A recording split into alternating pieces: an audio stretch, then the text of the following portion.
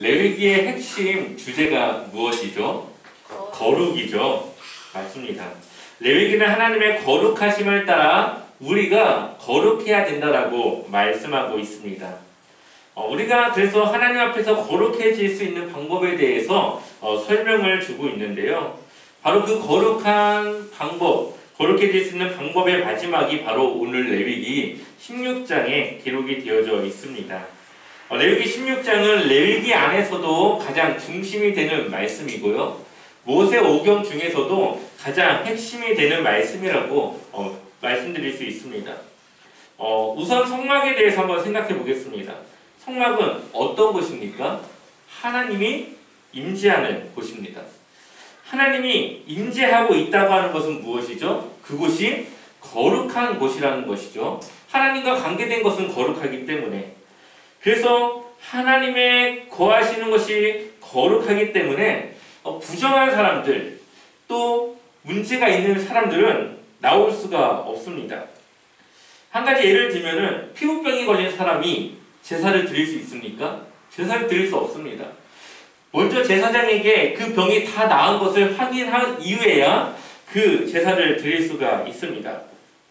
그만큼 성막은 거룩한 장소여야 하고 그 거룩한 장소를 유지해야 합니다. 그렇기 때문에 부정한 모습, 이제 뭐 죽은 시체를 만진다던가 아니면 부정한 음식을 먹었다던가 하는 그러한 부정한 상태에서는 제사를 드리러 나올 수가 없는 것이죠. 만약에 자기가 부정한 것을 알면서도 이 제사를 위해 나온다면은 그 사람은 그 목숨으로 그 책임을 져야 합니다. 그런데 문제가 한 가지가 있죠. 모르는 경우가 있습니다. 내가 부정해진지 모르는 경우가 있어요. 우리가 코로나에 걸렸을 때 코로나에 내가 걸린지 모르죠, 처음에. 그래서 막 돌아다니다가 또 다른 사람을 감염을 시킵니다. 이것과 똑같이 내가 그냥 스쳐 지나가는 그 사람이 부정한 상황이었던 것이죠. 근데 제가 뭐 그것을 어떻게 알겠습니까? 그런 경우들이 있습니다. 아마 그런 경우들이 많이 있었을 거예요. 그런 경우에 그 부정한 상태로 하나님께 제사를 드리고 그 부정한 상태에서 들어진 그 제물은 온전하지 못한 것이기 때문에 그 거룩하지 못한 그 동물의 피는 그 제단을 거룩하게 하지 않고 오히려 그것을 더럽게 만든다라고 성경은 기록하고 있습니다. 한번 레위기 우리 15장 31절을 같이 읽어보겠습니다. 함께 읽어보겠습니다. 너희는 이와 같이 이스라엘 자손이 그들의 부정에서 떠나게 하여 그들 가운데 있는 내 성막을 그들이 더럽히고 그들이 부정한 중에서 죽지 않도록 할지니라. 아멘. 그러니까 부정한 사람이 들어진 제사는 그 제단을, 그 성막을 더럽히고 그 성막을 더럽힌 그 사람은 목숨으로 그것을 책임을 져야 된다라고 말하고 있는 것이죠. 그러니까 늘 자신이 부정해지지 않도록 조심해야 되는 것이고 그것을 유지해야 되는 것이 이 이스라엘 백성들에게는 굉장히 중요한 일이었어요. 근데 앞서 말씀드렸다시피 모르고, 내가 부정해진지 모르고 계속적으로 제사를 드리면서 부정하게 성막을 더럽히는 그런 사람들이 있었습니다. 그래서 그러한 사람들을 위해서 이 대속죄일이 필요한 것이죠. 대속죄일을 통해서는 두 가지를 해결합니다. 하나는 성막을 거룩하고 깨끗하게 하는 것이고, 또 다른 하나는 이스라엘 백성들의 죄를 용서해서 그들을 다시 그 부정에서 회복시켜주는, 다시 그들을 거룩하게 하는 그러한 것을 하는 것이죠. 그래서 다시 성막이 거룩해지고 이스라엘 백성들이 거룩해져서 그들이 다시 온전히 하나님께 제사를 드릴 수 있도록 하는 그 날이 바로 이 대속죄입니다. 그러니까 모든 것이 다시 원점으로 돌아간다라고 생각을 할 수가 있죠. 그래서 1년에 한 번씩 이 대속죄를 통해서 이 이스라엘 백성들과 이 성막은 거룩해지고 다시 회복되어지는 것이죠. 그럼 이 대속죄를 어떻게 진행하는지를 한번 보겠습니다. 우리 한번 레위기 16장 2절 말씀을 같이 읽어볼까요? 레위기 16장 2절 말씀 함께 읽겠습니다. 여호와께서 모세에게 이르시되 내 형 아론에게 이르라. 성소에 휘장한 법궤 위 속죄소 앞에 아무 때나 들어오지 말라. 그리하여 죽지 않도록 하라. 이는 내가 구름 가운데에서 속죄소 위에 나타남이니라. 아멘. 속죄소라는 말이 나오는데 앞에 화면을 보시면은 속죄소가 뭔지 이렇게 그림이 있습니다. 뜰이 있고 그 안에 천막으로 된 공간이 있는데 그 천막으로 된 공간은 두 군데로 나뉩니다. 그래서 첫 번째 공간은 성소, 그리고 가장 안쪽이 지성소입니다. 지성소 안에는 이 속죄소가 있습니다. 여기 보면은 이 밑에 있는 거는 법궤고요. 위에 있는 이 뚜껑 같은 여기가 속죄소입니다. 그러니까 하나님이 이 속죄소 이 사이 여기에 임재하신다는 거죠. 그러니까 그렇게 말씀하고 있기 때문에 이 지성소, 이 성막의 가장 안쪽의 장소는 가장 거룩하고 하나님이 임재하는 곳이기 때문에 하나님의 허락이 없으면 들어갈 수가 없는 곳입니다. 그러니 아무 때나 들어오지 말라고 하는 것이죠. 그 말은 이 곳에 들어갈 수 있는 시간이 정해져 있는데 그것이 이 성경의 달력으로는 7월 10일. 그때 하루 딱 한 번, 1년에 한 번 들어갈 수 있는 것입니다. 그때가 바로 대속죄일을 진행하는 그 날인 것이죠. 우리가 16장 1절을 보면은 아론의 두 아들이 죽었다라고 나와 있는데 그들이 누굽니까? 나답과 아비후죠.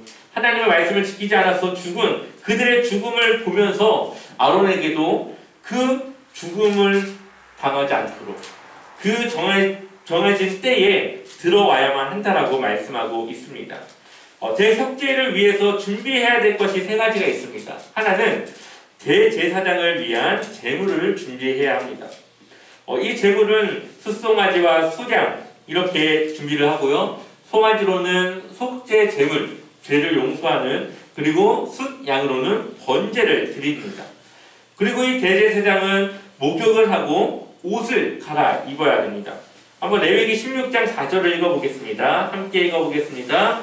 거룩한 세마포 속옷을 입으며 세마포 속바지를 몸에 입고 세마포 띠를 띠며 세마포 관을 쓸지니 이것들을 거룩한 옷이라 물로 그의 몸을 씻고 입을 것이며. 아멘. 보통 대제사장이 입는 옷이 있습니다. 그런데 이 대속죄일에는 이 대제사장이 입는 옷이 아니라 다른 옷을 입어야만 했습니다. 평소에는 대제사장의 옷은 금색실 여러가지 형형색색의 그런 색들을 통해서 화려한 그러한 옷을 입지만 이 대속죄일에는 다른 옷을 입는 것이죠. 대제사장의 옷을 입는다고 하는 것은 하나님이 주신 권위를 이스라엘 백성들에게 보여주는 것이고 자신이 해야 될 그 일을 이제 맡겨진 그 일을 다시 한번 그 사람들에게 보여줌으로써 자신의 직무를 하는 것입니다. 그런데 하나님께 나아갈 때에는 하얀 세마포 옷을 입어야만 합니다. 왜냐하면 여기에서는 자신이 대제사장이지만 하나님 앞에 겸손하게 그리고 낮은 자세로 나아가야 되기 때문에 화려한 옷이 아니라 하얀 세마포 옷을 입고 하나님께 나아가는 것이죠. 그리고 그 옷을 입기 전에는 몸을 깨끗하게 씻어야만 합니다. 그것은 외적인 청결도 있지만 내적인 정결을 또 함께 의미한다고 볼 수 있는 것이죠. 그리고 세 번째로 이스라엘 백성들을 위한 제물을 준비합니다. 5절 말씀 같이 읽어보겠습니다. 함께 읽겠습니다. 이스라엘 자손의 회중에게서 속죄 제물을 삼기 위하여 염소 2마리와 번제물로 삼기 위하여 수장 1마리를 가져갈지니. 아멘. 대제사장을 위해서는 송아지를 드렸기 때문에 이제 백성들을 위해서는 염소를 드립니다. 근데 염소를 몇 마리 준비합니까? 2마리를 준비를 하죠. 그리고 또 그들을 위한 번제물로 숫양을 준비합니다. 이렇게 준비하면 이제 모든 준비가 다 마치는 겁니다. 어떻게 진행이 되느냐? 먼저 대제사장 이 아론의 죄를 속죄하는 것부터 시작합니다.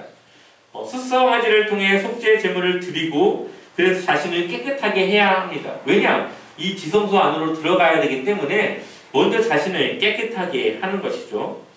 그리고 그 안에 들어간 이 대제사장은 분향을 합니다. 이제 제단에서 숯을 그릇에서 담고 또 향을 두 움큼을 가지고 가서 거기서 이 향을 피워서 이 지성소 안이 연기로 가득하도록 만듭니다. 한번 우리 13절 말씀 한번 읽어볼까요? 레위기 16장 13절 함께 읽어보겠습니다. 여호와 앞에서 분향하여 향연으로 진거계 위 속죄소를 가리게 할지니 그리하면 그가 죽지 아니할 것이며. 아멘. 이 향을 피우는 것이 그의 무엇을 지킵니까? 생명을 지키는 것입니다. 앞에 사진이 있는데요. 잘 보일지 모르겠지만 이 속죄소 이 뚜껑 위에 하나님이 임재한다고 생각할 때에 이것을 이 대제사장이 바로 보면은 하나님을 보는 거기 때문에 목숨을 잃을 수가 있는 것이죠. 그래서 향을 피워서 지성소 안을 연기로 가득 메웁니다. 그래서 직접 하나님을 보지 않도록 그렇게 이 상태를 만들어 놓고서 이제 이 성막의 지성소 안에서의 그 의식을 진행하는 것이죠. 자신이 들어진 그 송아지의 피를 속죄소 동편에 한 번 뿌리고 또 속죄소 앞쪽에 7번을 뿌립니다. 그리고 나서 백성들을 위해서 다시 또 속죄 제물을 드리는 것이죠. 그리고 또 그것을 받아서 또 이러한 피 뿌림을 합니다. 우리 한번 16절 말씀을 같이 읽어보겠습니다. 16절 함께 읽겠습니다. 곧 이스라엘 자손의 부정과 그들이 범한 모든 죄로 말미암아 지성소를 위하여 속죄하고 또 그들의 부정한 중에 있는 회막을 위하여 그같이 할 것이요. 아멘. 그래서 또 이스라엘 백성들을 위한 속죄 제물로 그들의 죄를 깨끗하게 하고 그리고 나서 이 지성소에서부터 성소 그리고 번제단까지 순서적으로 이 피를 뿌려서 각 물건과 그 장소를 다시 거룩하게 그 더럽힌 것을 다시 깨끗하게 하는 작업을 이제 하게 되는 것이죠. 이 모든 과정이 마치게 되면은 이 염소 한 마리를 광야로 보내게 됩니다. 아까 염소를 2마리를 준비하는데 한 마리는 하나님을 위하여 드리고 하나는 이 광야로 보내게 되는데 20절을 보니까 그 지성소와 회막과 제단을 위하여 속죄하기를 마친 후에 이제 이 피를 뿌려서 그 각각의 장소를 다 깨끗하게 거룩하게 한 후에 살아있는 염소를 들이대 살아있는 염소 아까 한 마리는 하나님께 들었기 때문에 죽었고 다른 한 마리가 지금 살아있는 것이죠. 그 한 마리를 이제 광야로 돌려보내는 겁니다. 이것은 어떻게 정해지냐? 제비를 뽑습니다. 2마리를 넣고 제비를 뽑아서 한 마리는 하나님께 드리기로 결정이 되는 것이고 하나는 광야로 보내게 되는 것이죠. 그리고 이 염소를 아사셀을 위한 염소라고 하는데 이 염소 위에 대제사장이 2손을 얹어서 안수를 합니다. 우리 한번 21절 말씀을 읽어볼까요? 21절 함께 읽겠습니다. 아론은 그의 2손으로 살아있는 염소의 머리에 안수하여 이스라엘 자손의 모든 불의와 그 범한 모든 죄를 아뢰고 그 죄를 염소의 머리에 두어 미리 정한 사람에게 맡겨 광야로 보내지니. 아멘. 2손을 얹어서 안수하는 이유가 무엇입니까? 죄를 전가시키는 겁니다. 이스라엘 백성들이 지었던 모든 죄 그리고 그들이 가지고 있는 모든 부정을 이 염소에게 전가시키는 거예요. 그러니까 제가 이렇게 옮겨간다라고 하는 그런 의미를 담고 있는 것이죠. 그럼 이 염소는 누구의 죄를 짊어지는 거예요? 이스라엘 백성들의 그 모든 죄를 짊어지게 되는 거예요. 그리고 이 염소를 이제 광야로 보낼 때에 정해진 사람이 그 염소를 끌고 이제 광야로 가는 겁니다. 그리고 22절을 보게 되면은 염소가 그들의 모든 불의를 지고 접근하기 어려운 땅에 이르거든 그는 그 염소를 광야에 놓을지니라. 접근하기 어려운 땅이 어딘지 사실 정확하게 알 수 없지만 여기를 낭떠러지라고 생각을 합니다. 대부분의 학자들은 이것이 낭떠러지고 낭떠러지가 나타났을 때에 이 염소를 밀어서 떨어뜨린다라고 보는 것이죠. 그래서 다시는 그 염소가 짊어진 그 죄가 되돌아올 수 없는 곳으로 보낸다라고 하는 그런 의미를 담고 있다고 생각하면 됩니다. 그런데 이 아사셀이라는 게 뭔가라고 하는 그런 의문이 듭니다. 왜 이 염소를 그렇게 보내는지. 사실 이 아사셀이라고 하는 단어는 레위기 16장에서밖에 나오지 않습니다. 성경 전체에서 이 아사셀에 대한 말은 16장에서밖에 나오지 않고 그것에 대한 뜻이라던가 그 이유에 대해서 나와 있진 않아요. 하지만 레위기 16장 8절을 보게 되면은 이 염소를 하나님과 대립시킵니다. 그럼 8절을 한번 읽어볼까요? 8절 같이 읽어보겠습니다. 두 염소를 위하여 제비 뽑되 한 제비는 여호와를 위하고 한 제비는 아사셀을 위하여 할지며. 아멘. 하나는 여호와를 위하여, 또 다른 하나는 아사셀을 위하여라고 하는 이 말을 통해서 하나님과 대립되는 존재를 이 아사셀이라고 할 것이다라고 추측을 합니다. 그래서 학자들은 이 아사셀은 이 광야의 귀신이라고 하는 의미를 가지고 있다고 봐요. 그래서 이 광야라는 것 자체가 약간 귀신들이 살고 있는 약간 그런 정도의 개념을 가지고 있습니다. 그래서 예수님이 광야에서 시험을 당하시는 것처럼 이제 광야는 그런 장소라고 하는 이런 개념들이 구약시대에는 있었어요. 그래서 아사셀로 보낸다고 하는 것은 누구에게 보내는 거예요? 귀신에게 보내는 건데 이것이 뭐 귀신을 섬기고 그런 게 아니에요. 죄가 누구에게부터 왔습니까? 사단에게서 왔죠. 그러니까는 사단에게서 온 죄를 이 염소를 통해서 다시 누구한테 보내는 거예요? 사단에게 보내는 거예요.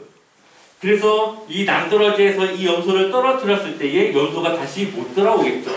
그런 것처럼 이 이스라엘 백성들이 지었던 그 죄를 그 염소를 통해서 다시 그 근원으로 보내고 이스라엘 백성들에게 다시 그 죄의 영향이 오지 않도록 하는 그런 의미를 가지고 있는 이제 모습이라고 생각하시면 됩니다. 자, 이렇게 해서 이제 이스라엘 백성들과 이 성막이 다 거룩해진 이후에 다시 대제사장은 옷을 갈아입어요. 왜냐? 이 번제를 드려야 되거든요.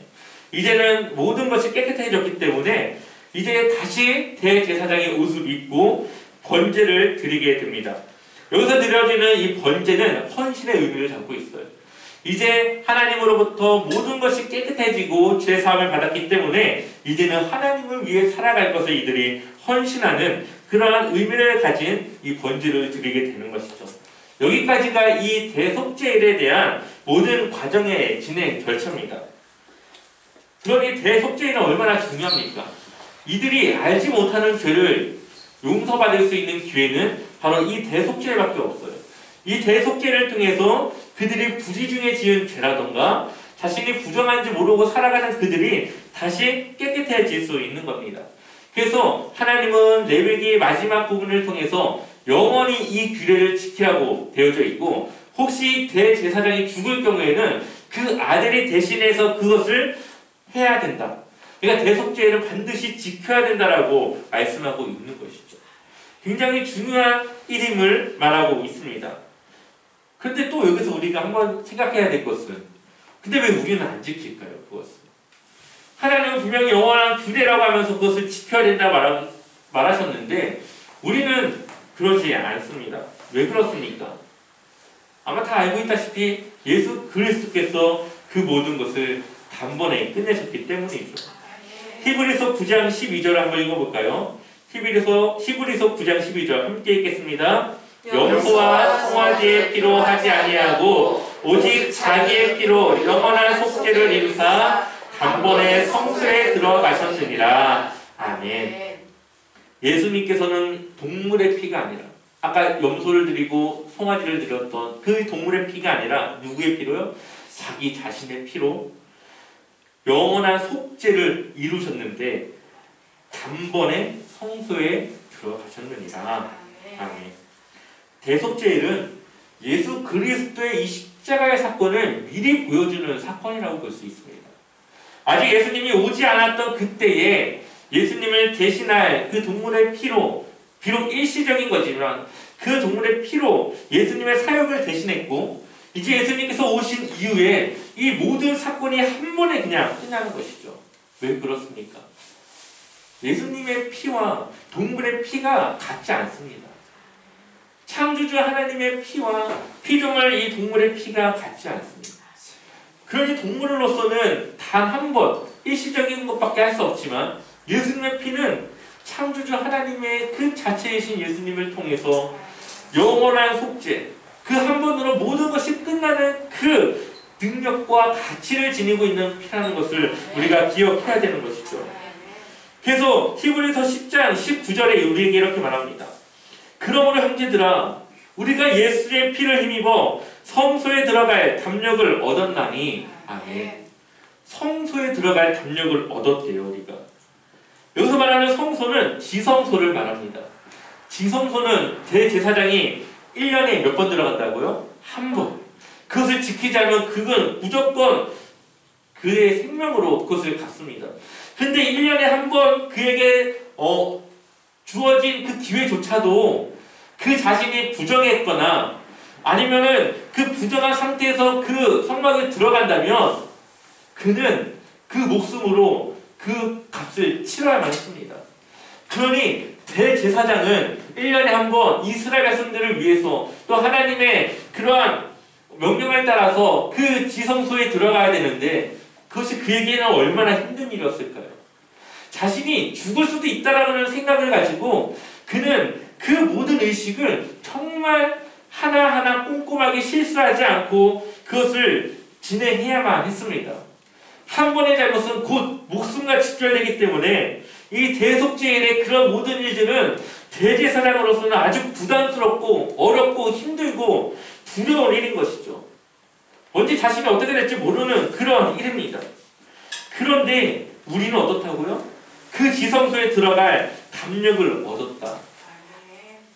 지성소에 들어갈 아무런 꺼리낌도 없고 우리는 그것을 두려워할 필요가 없다라고 말하고 있습니다. 왜 그렇습니까? 예수 그리스도께서 죽으실 때에 성막의 휘장이 찢어졌습니다.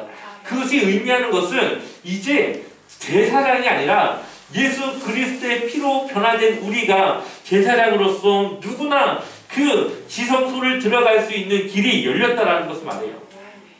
예수 그리스도의 그 피를 통해서 누구나 하나님을 만날 수 있고 누구나 제사장으로서 예배를 진도할 수 있고 누구나 제사장으로서 하나님과의 만남에 들어갈 수 있음을 말하고 있는 것입니다. 시간과 장소에 상관없이 임마누엘 하신 우리와 함께 하시는 그 하나님을 우리가 만나는 거 아니라 동행하지 않습니까? 우리와 함께 하지 않습니까? 바로 그러한 은혜와 축복의 시간을 살아가는 것을 말하고 있는 것이죠. 우리는 정말 큰 은혜를 누리고 살아가는 겁니다. 하나님과 함께 한다고 하는 것이 얼마나 우리에게 큰 은혜이고 축복입니까? 우리는 이 한 가지만으로도 늘 감사해야 되고 우리는 예수 그리스도를 통해서 늘 주님의 능력을 바랄 수 있다는 것, 이 한 가지만으로도 우리는 충분히 감사할 수 있는 그 감사의 제목이 될 수 있는 것입니다. 이러한 것은 우리의 믿음과 그 생각을 변화시킵니다. 우리의 신앙생활에서 가장 중요한 것이 무엇일까요?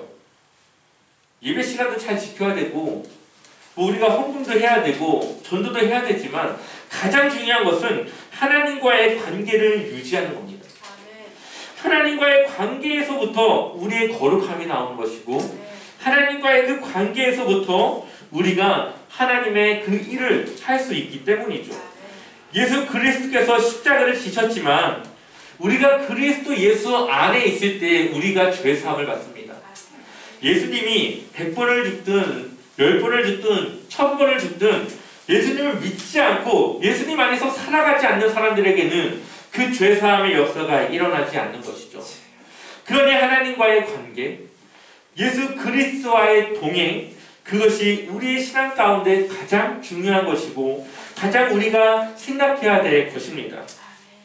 예수 그리스도를 믿는 믿음이 우리를 거룩하게 하고 깨끗하게 하는 것이죠. 왜냐하면 그분의 피가 우리를 깨끗하게 했기 때문입니다. 신의 산이 거룩하지 않습니까? 왜 거룩할까요? 그곳에 하나님이 임재했기 때문이죠. 성막이 왜 거룩할까요? 그곳은 하나님이 임재하는 장소이기 때문입니다. 그런데 거룩했던 예루살렘 성전이 강도의 소굴이 되어버립니다. 그리고 하나님은 더 이상 그곳에 계시지 않습니다. 그래서 예수님은 그것을 뒤엎어 버리시는 것이죠. 그리고 교회는 어떤 곳이 되어야 될까요? 성전이 되어줘야 됩니다. 하나님이 임재하는 거룩한 장소가 되어야 한다는 것입니다. 하나님을 위한 장소가 되어야 하는데 그 교회를 이루는 우리가 성전이 돼야 이 교회가 성전이 되는 것 아니겠습니까? 그 말은 우리가 거룩해야만 이 교회가 성전으로서의 그 역할을 감당할 수 있다라고 하는 것을 말하고 있습니다. 그러니 교회가 어디에 있는 그 장소가 중요한 것이 아니라 그 교회를 이루는 우리의 모습이 어떠한지, 우리의 믿음이 어떠한지, 우리의 신앙의 상태가 어떠한지가 더욱 중요하다고 하는 것입니다. 예전에 기도원을 얼마나 많이 다녔습니까? 수련회로도 가고 교회에서도 많이 갔습니다. 그래서 어디 기도원이 응답이 잘 된다고 하면은 거기를 막 가서 막 기도를 하고 그랬었던 기억이 있습니다. 그래서 여러 유명한 기도원들이 많이 있었죠. 그런데 성경을 알아가면 알아갈수록 장소가 중요한 것이 아님을 깨닫게 됩니다. 기도하는 우리의 마음과 그 자세와 믿음이 중요한 것이죠. 하나님은 어디에나 계시고 우리와 함께 계시는 하나님인데 왜 유독 그곳이 왜 하나님의 응답이 잘 된다고 생각을 했을까요? 그것은 잘못된 믿음의 생각이라고 생각합니다. 우리에게 믿음만 있다면 내가 잠깐 앉는 그 조그마한 화장실도 기도의 처소가 될 수 있고 그곳에서 하나님의 임재를 경험할 수 있는 것입니다. 중요한 것은 내가 하나님과 좋은 교제, 좋은 관계를 유지하고 있는지, 내가 하나님의 자녀로서 그 자녀다운 삶을 살아가고 있는지, 내가 거룩한 삶을 살아가고 있는지 그것을 돌아봐야 되는 것이죠. 왜냐하면 거룩이라고 하는 것은 하나님과의 관계 속에서 내가 하나님과 관계가 있을 때에 그럴 때 내가 거룩한 것이기 때문입니다. 예수 그리스도를 통해서 누구나 하나님을 만날 수 있는 은혜와 축복이 우리에게 있습니다. 엄청난 특권을 누리고 있는 것이죠. 하나님의 도움이 필요할 때 우리는 하나님을 찾을 수 있고요. 하나님의 위로가 필요할 때 우리는 하나님께 기댈 수 있습니다. 하나님을 만나기 원할 때 어디서든 언제든 하나님과 대화할 수 있고 하나님을 우리가 요청할 수 있습니다. 얼마나 달라진 삶을 살아가고 있습니까? 하나님은 늘 우리와 함께하고 계십니다. 우리가 성전이고 하나님이 거하시는 집이기 때문이죠. 여러분과 함께 하시는 하나님이 여러분들의 필요와 간구, 그 어려움을 다 알고 계십니다. 그리고 하나님께서 우리와 함께 하심으로 그 일들의 도움을 함께 주고 있습니다. 하나님은 일하고 계시다는 것이죠. 우리가 해야 할 것은 하나님과의 좋은 관계 속에서 하나님을 위해 살아가는 거룩한 삶을 살아가는 것입니다. 자신의 생명을 주어 우리의 죄의 문제를 해결해 주신 하나님의 우리의 문제를 모른 채 하지 않으시겠죠. 그분의 생명을 우리에게 주셨는데 그것보다 못한 그 작은 문제 가운데 하나님은 더 우리와 함께 할 것입니다. 중요한 것은 하나님과 함께 동행하며 거룩한 삶을 유지하고 살아가는 것입니다. 이렇게 늘 그리스도 안에서 거룩한 삶으로 또 하나님과 관계된 하나님을 위한 삶으로 나아가시기를 주님의 이름으로 간절히 축원합니다.